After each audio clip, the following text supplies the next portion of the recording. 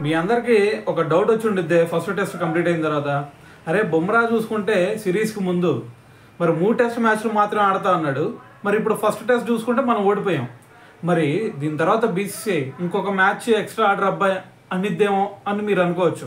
So దాని గురించి నేను చెప్పడం కంటే గౌతమ్ గంభీర్ ఒక క్లారిటీ ఇచ్చాడు.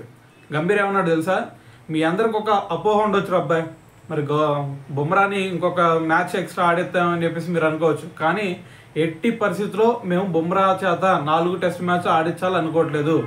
ఎందుకంటే అతను గనక ఎక్స్ట్రా మ్యాచ్లు ఆడితే అతని మీద ఇప్పటికే వర్క్ లోడ్ ఎక్కువైంది, ఇంకా వర్క్ లోడ్ ఇంకా పెరిగిందంటే అతనికి ఇంజూరీ అయింది. ఇంజూరీ అయ్యాడంటే సో మళ్ళీ ఫస్ట్ స్టేజ్కి వస్తాడు. సో కాబట్టి అతన్ని ఇబ్బంది పెట్టాలనుకోవట్లేదు మేము, ఎందుకంటే మాకు మంచి బౌలింగ్ లైనప్ ఉంది మాకు.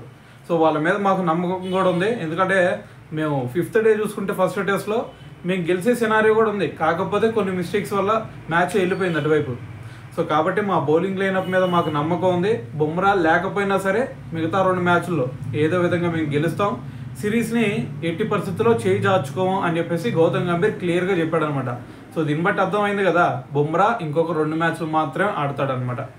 సో అర్థమైంది కదా.